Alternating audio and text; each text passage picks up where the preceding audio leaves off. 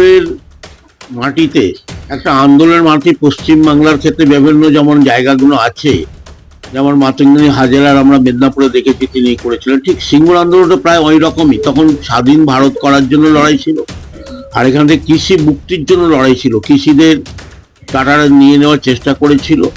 কিন্তু মমতা বন্দ্যোপাধ্যায় বলেছিলেন জমি নিশ্চয়ই দেওয়া যাবে, কিন্তু এতটা নয়, যতটা হবে সেটা। 3 ফসলি জমি তারা জোর করে কেড়ে নেওয়ার চেষ্টা মমতা আন্দোলন। আর এটা আন্দোলনের একটা ভালো জায়গা, সেখানে দিদি যাচ্ছে, সেটা মানুষের উৎসাহ আকাঙ্ক্ষা প্রচুর। তার আগে মোদী এসে বক্তব্য রেখে গেছেন, কিচ্ছু দিতে পারেনি, অথচ মমতা বন্দ্যোপাধ্যায় মুখ্যমন্ত্রী এসে কয়েক হাজার কোটি টাকার প্রকল্প ঘোষণা করে গেছেন। তো তার কাজ হচ্ছে, মমতা বন্দ্যোপাধ্যায় সবসময় কাজ করে, মানুষের জন্য চিন্তা করেন, মানুষের জন্য ভাবনা করেন, পশ্চিমবঙ্গবাসীর জন্য। আর মোদীবাবু আছেন খালি ভোট করেন, ভোটের পর তাকে কিছু আর দেখা যাবে না, তখন আর তিনি আসবেন না। বারবার আসেন, 4-5 বার এসে গেছেন, হয়তো আরো অনেকবার আসবেন, তাতে কোনো ব্যাপার নয়। এবং যা অবস্থা তাতে পশ্চিমবাংলা মোদীর কোনো এবারে যে কি হবে জানি না, বিজেপির খুব বাজে অবস্থা হবে এটুকু বলতে পারি।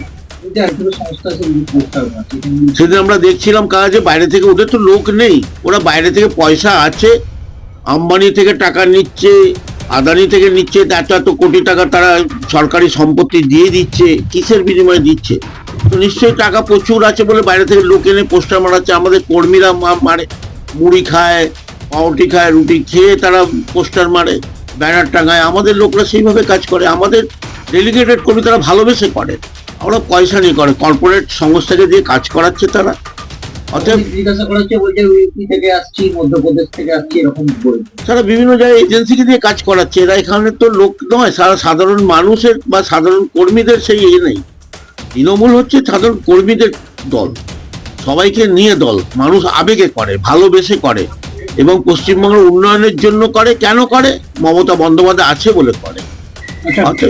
কেন্দ্রে প্রধানমন্ত্রী হিসাবে যে সিঙ্গুরে আসলেন 12-13 দিন আগে, তিনি যুক্তি দিলেন যে আমাদের দল যদি পশ্চিমবঙ্গের ক্ষমতায় আছে তবে উন্নয়ন হবে, মানে রেলের প্রকল্প থেকে আরম্ভ করে যাবতীয় সিঙ্গুরের বড় শিল্প, ভারী শিল্প আসবে।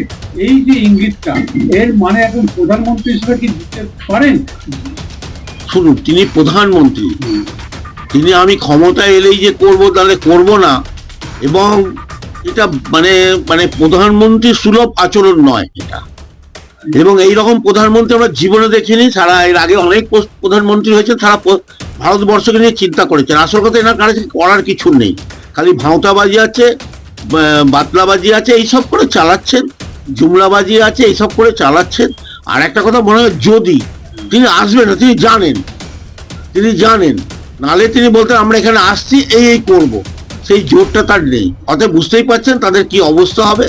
এবার কিছু কিছু বিজেপি তো জমানাতেই থাকবে না, আমার যত ধারণা। জগন্নাথ সরকার, বিজেপির সাংসদ নেতা, তিনি তার এরিয়ায় যা কিছু প্রকল্প, রেল হিসাবে প্রকল্প, সেই প্রকল্পগুলো এক এক করে পাস করিয়ে দিচ্ছেন।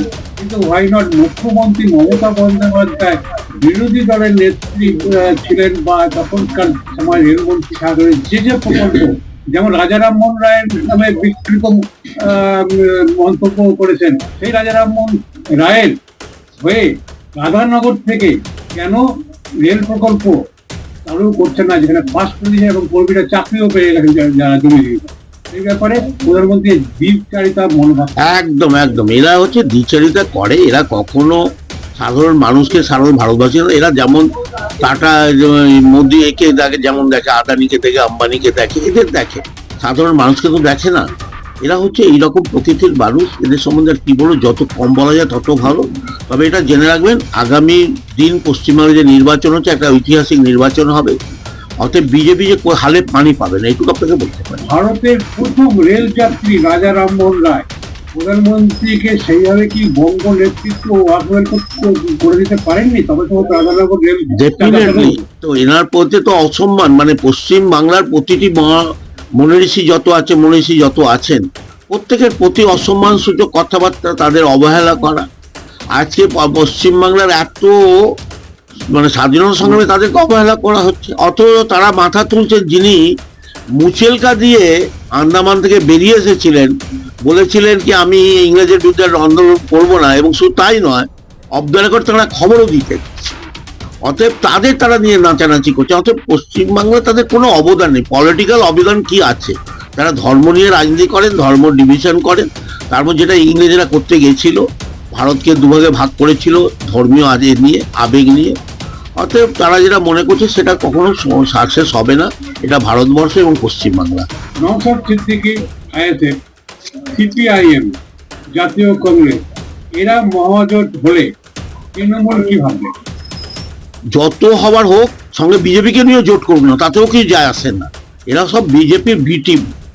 আজকে এদের আচরণ, কথাবার্তা, আজকে এসআইআর নিয়ে মানুষ হ্যারাস হচ্ছে, ভোটাধিকার আমার খর্ব হচ্ছে, সে যারই হোক, সে কংগ্রেস করুক, সিপিএম করুক, বিজেপি করুক, যেই দল করুক, তৃণমূল করুক, আমরা দেখি একটা মানুষ, সাধারণ নাগরিক, তার ভোটাধিকার থাকবে। সেই সাধারণ নাগরিকের ভোটাধিকার খর্ব হচ্ছে এসআইআর মাধ্যমে, মানুষ হ্যারাস হচ্ছে। আজ পর্যন্ত কোনো নৌসাদি কি আছে, নৌসাদি আর আপনার ওই সিপিএম বলুন, কংগ্রেস বলুন, এরা কিন্তু প্রতিবাদ করেছে, রাস্তায় নেমেছে। একমাত্র তৃণমূলই এটা বাঁচাবার চেষ্টা করছে, সাধারণ মানুষের, নাগরিকের যাতে ভোটাধিকার পাবে তার জন্য চেষ্টা করছে। বিরোধীরা বলছেন শ্রীরামপুর থেকে সারা বাংলা জুড়ে একই কথা, হুমায়ুন কবির দল করেছেন তৃণমূলের জন্য, তৃণমূলকে প্ল্যাটফর্মে এগিয়ে নিয়ে যাওয়ার জন্য। এটা ভুল ধারণা। আমরা মনে করি হুমায়ুন কবির যেটা করেছেন, বিজেপির অঙ্গুলি হেরানো এটা করছে, আর কিচ্ছু না। যাতে মুসলিম ভোট ভাগ হয় এই তাতে আর কোনো কিছু যায় আসে না। আমাদের চ্যানেলে সম্প্রচারিত বক্তার বক্তব্য নিজস্ব মতামত, এর জন্য চ্যানেল কর্তৃপক্ষ দায়ী নয়। এই চ্যানেলে প্রকাশিত প্রতিটি অনুষ্ঠান কোনোভাবে ক্ষতিকারক বা অবৈধ কার্যকলাপ প্রচার করে না। এখানে সম্প্রচারিত প্রত্যেকটি অনুষ্ঠান শিক্ষামূলক উদ্দেশ্য নিয়েই তৈরি।